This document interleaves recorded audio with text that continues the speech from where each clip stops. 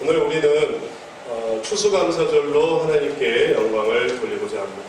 그래서 이렇게 과일들을 마련을 해서 귀한 우리의 감사를 이렇게 마련을 했습니다. 또 오늘 우리는 귀한 번사 임직식을 하려고 합니다. 그래서 우리가 작년도에 공동구회로 모여서 투표를 해서 두 분을 뽑았습니다. 그래서 이 두 분에 대한 번사를 임직하려고 합니다. 오늘 할 일이 많아요. 그래서 또 오늘 우리는 성례를 진행하려고 합니다. 세례를 받는, 이제 초등학교 때부터 교회를 다녀서 세례를 받는 우리 학생이 있고, 또 유아 세례를 받았다가 이제 그 유아 세례를 성인이 돼서 그게 제가 받은 거 맞습니다 하고 자기 신앙으로 고백하게 되는 입교식을 거행하려고 합니다. 그 다음에 우리가 성찬식을 같이 참여하려고 합니다. 이 여러 가지 일들을 행하고 또 오늘 이 모든 것을 행할 때 여기에 공통적으로 들어가는 한 가지의 의미가 있습니다. 그것은 뭐냐면 변화라는 것입니다. 달라지는 것입니다. 추수감사 이 예배를 통해 11월 셋째 주가 달라집니다. 이 한 해가 달라집니다. 감사를 통해 의미가 새로워지는 것이에요.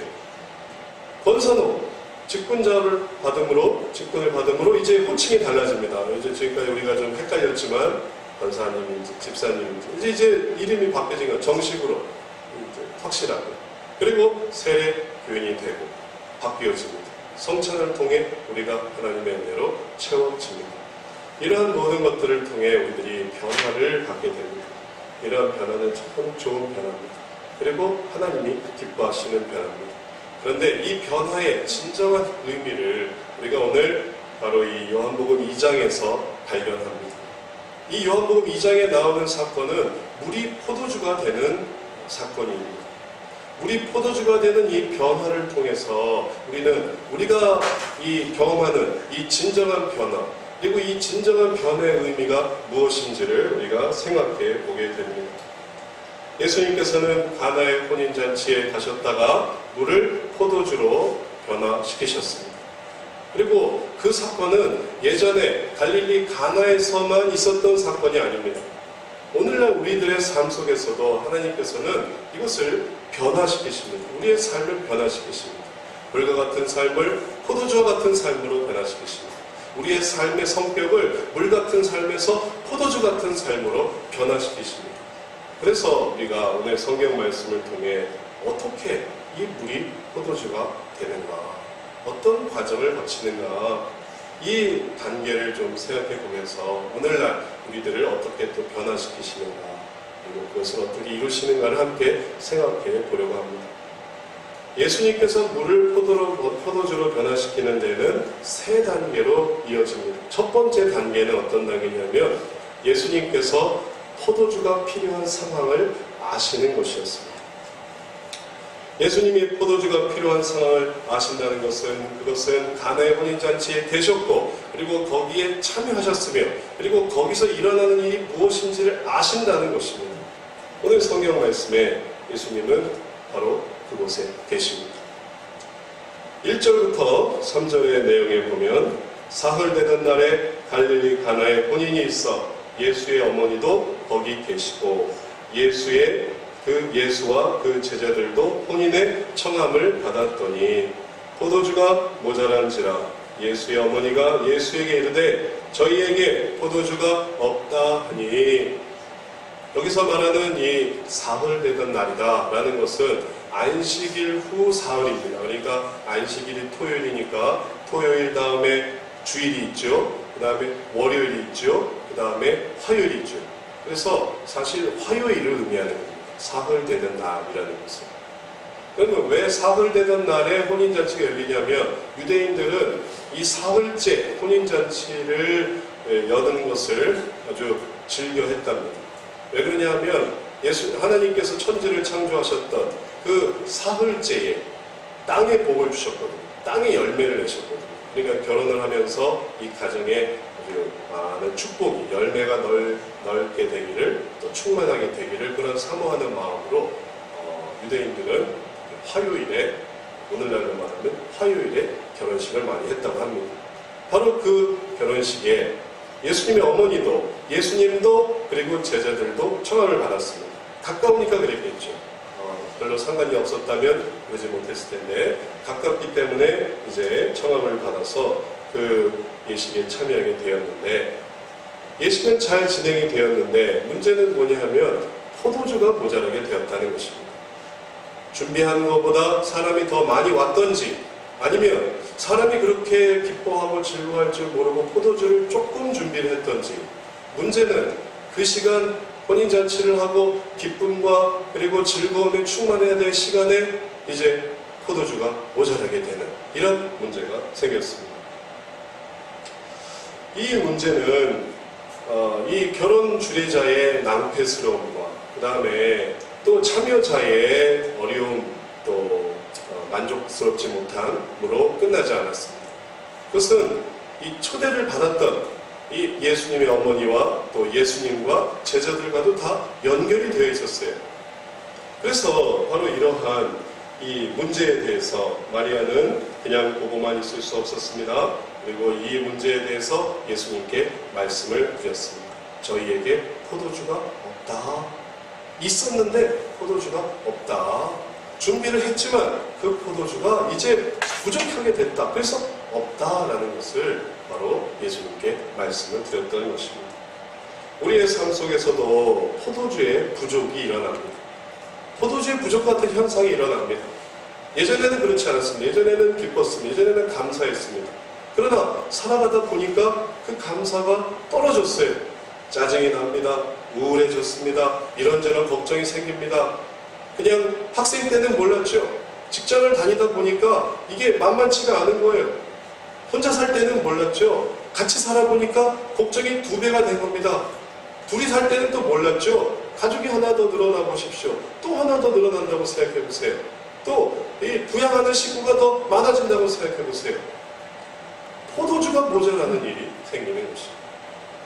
우리의 수준은 늘 일정하지만 우리가 감당해야 될 삶은 때로는 더 많은 것을 요구하게 되는 것이기도 합니다.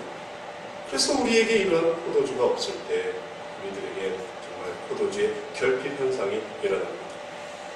그리고 그럴 때 우리들에게 필요한 것은 무엇일까요? 바로 하나님께서 우리들을 그 은혜를 공급해 주는 것입니다. 그런데 예수님께서 이러한 은혜를 공급해 주시고, 그리고 여기서 오늘 말씀에도 이제 포도주를 공급해 주시는데, 이걸 어떤 사람들은 오해를 해서 예수님이 그러면 술을 공급해 주는가? 그렇게 생각하시는 분들도 있습니다. 예수님이 술을 공급해 주셨겠습니까? 그 당시의 포도주가 오늘날의 포도주와 동일하다 이렇게 생각하면 안 됩니다. 왜냐하면 그 당시에는 잔치 음료로 별만한 게 없었어요. 고되지 않습니다. 기원전 0년대 1세기경입니다. 그러니 음료도 많이 부족했고 물도 부족한 중동 지역에서 이 포도주가 유일한 잔치 음식에 크게 부족한 것을 주님이 해주셨다는 거지, 예수님이 알코올을 대주셨다, 여기서 술을 공급해 주셨다 이렇게 생각하면 안 됩니다.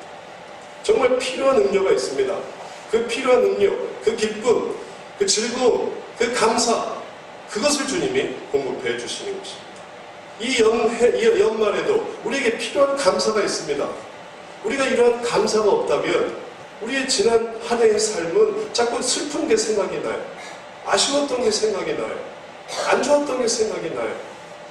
그런 것들은 지금 해야 되는 이 모든 일들에 비해서 늘 부족하게 느껴집니다. 이 부족함에 대해서 괴로움을 느끼게 되는 것입니다. 우리가 교회적으로도 세례교인이 필요합니다.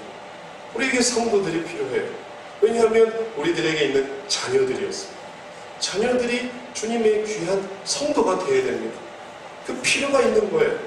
주님이 이런 필요를 아십니다. 그래서 자녀들이 자라서 세례교인이 되는 것입니다. 또 새로운 세례교인이 또 오게 하십니다. 이런 필요들을 우리가 기대합니다. 직분자도 우리에게 필요합니다. 직분자도 더 많이 있어야 우리들을 위해서 기도해주고, 우리들을 위해서 권면해주고, 우리들을 위해서 걱정해줄 수 있는 그런 사람들이 또 있어야 됩니다. 바로 우리 교회의 문제죠. 우리의 상황이죠. 우리의 일상생활의 모습이죠. 이러한 필요를 주님이 아십니다. 그리고 우리가 그것을 주님께, 주님 우리에게 포도주가 없습니다. 하나님, 우리에게 그 포도주 없음을 기억해 주십시오 라고 주님께 말씀을 드릴 때 주님께서 알아주시는 것, 이제 1단계가 이루어지는 것입니다.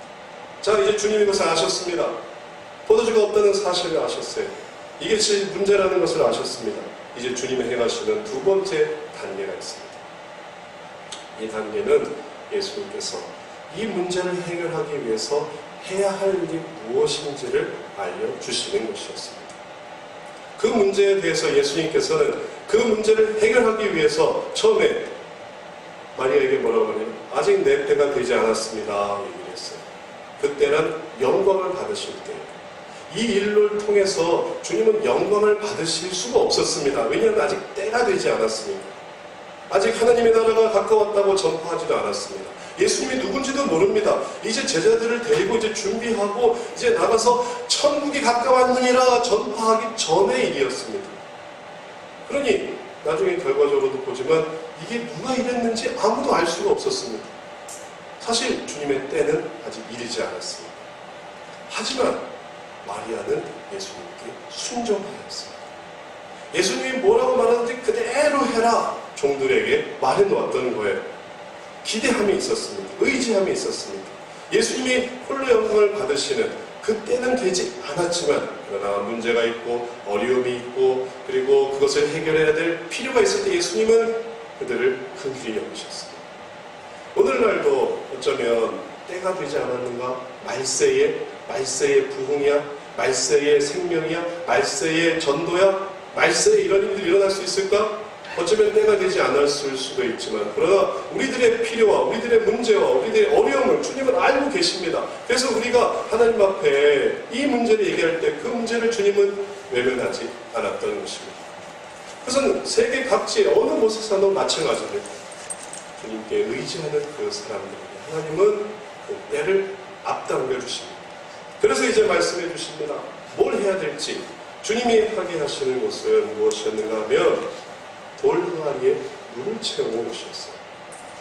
거기 유대인의 결례를 따라 두세 통 드는 돌 항아리 6이 놓였는지라 예수께서 저에게 이르시되 항아리에 물을 채우라 하신즉 아구까지 채웁니다. 지금 필요한 건 포도주인데 주님은 항아리에 물을 채우라는 거예요. 근데 이 항아리가 무슨 항아리냐면 이게 드럼통이에요. 드럼통. 이 드럼통 하나가 30갤런이거든요. 이 두세 통 드는 그 돌 항아리라는 게 바로 이 정도의 부피를 의미하는 겁니다. 이게 몇 개가 있냐면은 이 6개가 있어요. 이 6개의 물을 채우라는 거예요. 쉽지 않은 일이죠. 그냥 한번 물 이렇게 담는 그런 게 아닌 거죠. 이걸 정말 순종하면서 해야 되는 일이겠죠. 그리고 그 일을 바로 예수님께서는 이 종들에게 시키신 것입니다. 그 당시에는 이 모든 일이 무슨 의미인지 알 수 없었지만 그러나 순종하는 마음으로 이 일을 했고 그리고 그렇게 순종함으로 이 일을 할 수 있었을 때에 바로 이것이 물이 포도주가 되는 과정이 되었습니다. 한번 우리가 생각을 해봅니다. 물이 포도주가 되기 위해서 예수님께서 물을 그 큰 항아리에 담게 해야 했던 것처럼 하나님의 뜻에 따라 한 사람의 직분자가 세워진다라는 것은 결코 쉽지 않은 일입니다. 예를 들어 목사님을 한번 생각을 해봅시다. 한 사람의 목사님이 세워지기 위해서 그가 해야 되는 과정은 좀 어려운 과정입니다. 시작부터 해보면 4년제 대학을 나와야죠. 4년제 대학을 나온 다음에 신대원을 가야죠. 신대원을 가면서 또 전도사 고시에 합격을 해야죠. 전도사 고시를 합격하고 졸업을 한 다음에 교회 사역을 해야죠. 교회 사역을 하면서 강도사가 되죠. 강도사가 된 다음에 또 목사 안수를 받습니다.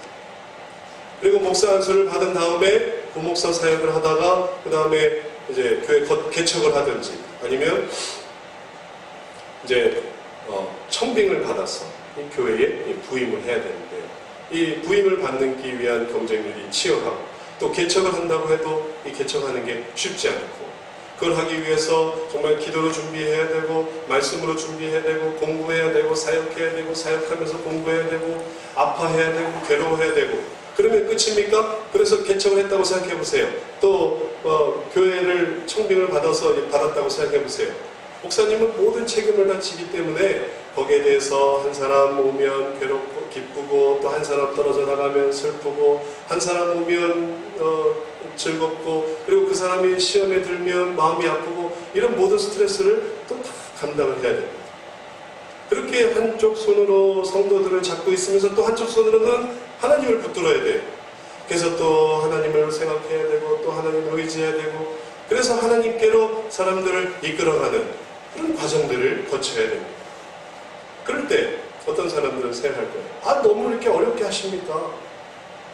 왜 그걸 돌 항아리를 6개나 채워야 됩니까? 1개 채우면 안 됩니까? 1개? 왜 그 어려운 경쟁률을 뚫어야 됩니까? 왜 어려운 그 공부를 해야 합니까?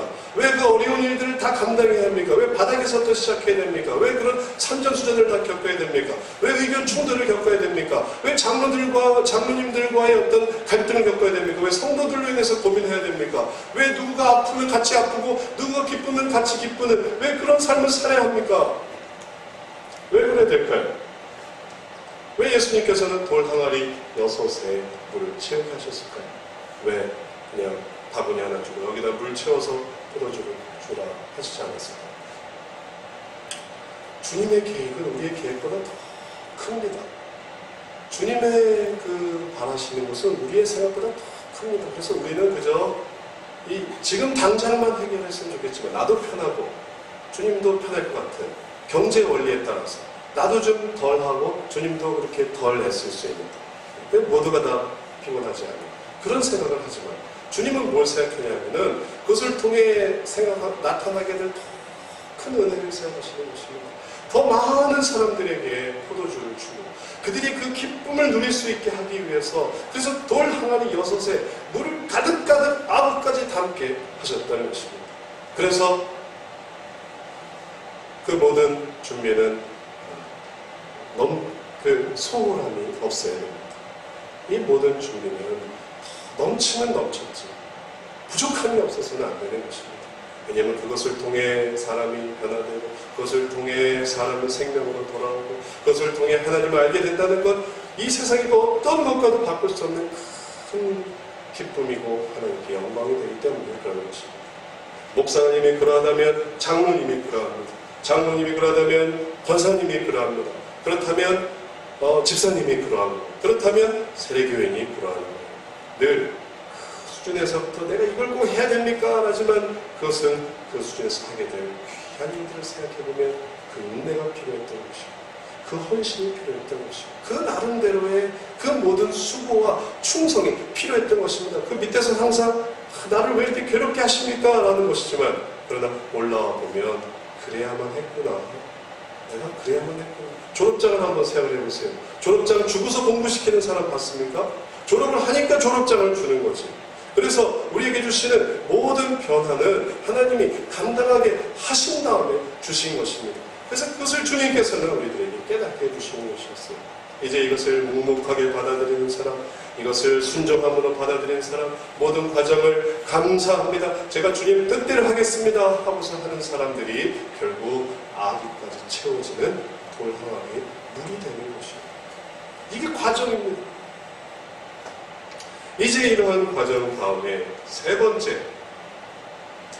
하나님께서 예수님께서 물을 포도주로 바꾸시는 세 번째 단계로 나갑니다. 이게 사실 제일 중요한 거예요. 지금까지 물을 가득 담았다 하더라도 이 과정이 없으면 또 의미가 사라집니다. 그것은 지금까지 담은 물을 퍼서 사람들에게 가져다 주는 것입니다. 간단한 것 같죠? 그러나 이게 참 어려운 일이에요.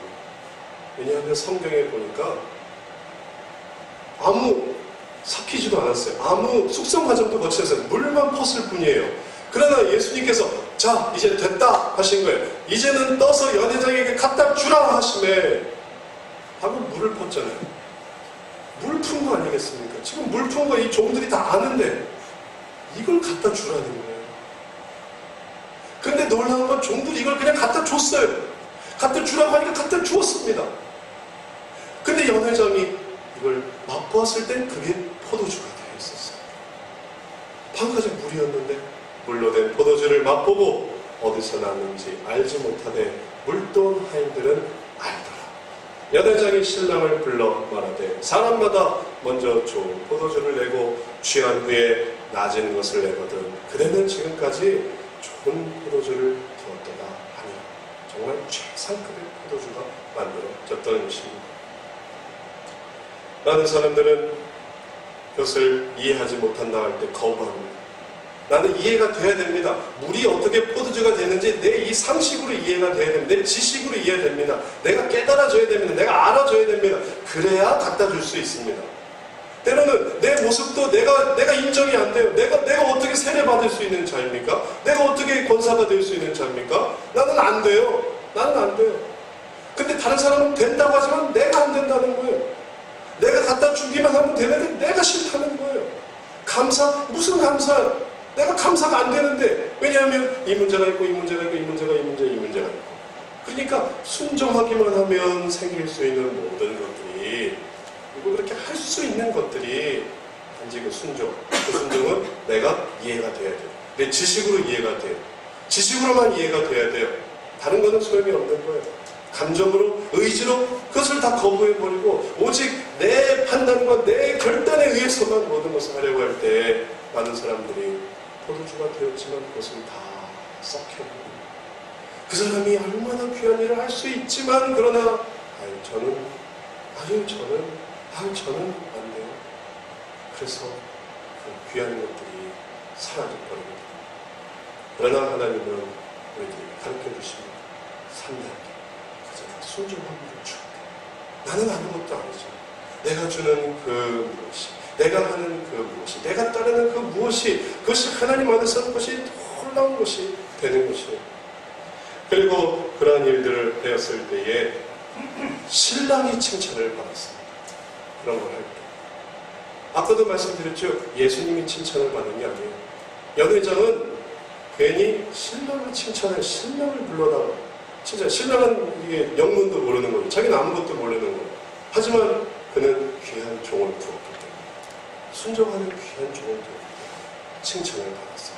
예수님이 영광을 받지 않았습니다. 왜냐하면 예수님 아직 때가 되지 않았기 때문에 이 놀라운 일을 하고서도 그러나 주님은 거기에 대해서 괜찮으셨습니다.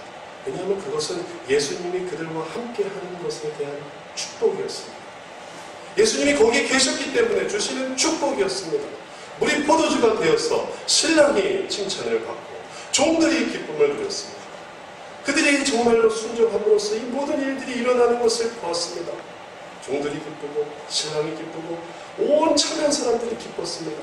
즐거움이 사라지지 않았습니다. 감사가 끝나지 않았습니다. 불평 불만이 나오지 않았습니다. 모두가 다 좋았습니다. 왜 그랬습니까? 예수님이 거기에 계셨기 때문에. 예수님이 거기에 계시지 않았으면 일어날 수 없는 일들입니다. 예수님이 거기에 계셨기 때문에 일어난 일들이었습니다. 그렇다면 물이 포도주가 된 이 변화의 진정한 의미는 무엇입니까? 그것은 주님이 함께 하신다는 것입니다. 주님은 저 멀리서 물을 포도주로 만드신 게 아니었습니다. 주님은 그 전체자리에 함께 하셨습니다. 그들의 삶에 함께 하셨습니다. 그리고 이렇게 저렇게 가르쳐 주셨습니다. 그리고 그것을 통한 영광을 보여주셨습니다. 그리고 그것을 종들은 알았습니다. 그리고 신랑은 여기 칭찬을 받았어요. 이 모든 물이 포도주가 되는 이 변화의 핵심은 바로 주님이 함께 하신다. 우리 충만의 개념을 다 보지 않았습니까? 그 근원에 함께하는 그 놀라운 변화, 충만의 기쁨이었던 것입니다. 이제 우리에게 예수님이 함께 하심을 한번 생각해 보십시오. 예수님이 우리와 함께 하신다 해서 달라지는 게 뭘까요? 정치적으로, 경제적으로, 사회적으로, 문화적으로, 물질적으로, 세상적으로 변화되는 것? 혹시 그것을 생각하고 있지 않습니까? 예수님이 우리와 함께 하셨다면, 이 한 해 예수님이 정말 우리와 함께 하셨다면, 그럼 뭐 달라지는 게 있어야지. 집도 좀 생기고, 뭐 기도 좀 응답되고, 뭐가 되어지는 게 있어야지. 예수님은 가나안의 혼인 장소에서도 아무것도 하시지 않고 다만 물을 포도주로만 만드셨습니다. 별것 아닌가요? 그건 기적이에요. 그건 기적입니다. 보여지는 그 어떤 것보다 물이 포도주가 되는 그건 놀라운 기적. 우리의 삶 속에서도 생각을 해봅니다. 우리의 삶 속에서 주님이 하시는 것은 세상적인 것, 물질적인 것, 보여지는 것, 드러나는 것은 아무것도 없지만 그러나 주님이 우리에게 하시는 것은 물이 포도주가 되는 거예요. 우리의 마음이 물 같은 마음이 포도주 같은 마음이 되는 거예요. 밋밋하던 마음이 의미를 갖게 되는 것입니다. 감사하게 됩니다. 또 주님의 은혜로 변하게 하시는 것입니다. 또 임직도 하게 됩니다. 별거 아닌가요? 누구나 다 하는 일인가요? 아니에요. 이걸 주님이 함께 하시기 때문에 할 수 있었어요. 그게 놀라운 기적인 것이에요. 이제 이 놀라운 기적의 의미를 기뻐하고 감사하고 그 가치를 이해하고 야, 주님이 정말 물로 포도주를 만드시는구나. 정말 사람은 변하지 않을 것 같았는데 사람을 변하게 하시는구나. 정말 한 사람의 그 주관은 흔들리지 않을 것 같았고 한 사람의 세계관은 한 사람의 가치관은 결코 흔들리지 않을 것 같았지만 그걸 하나님이 정말 흔드시는구나. 달라지게 하시는구나.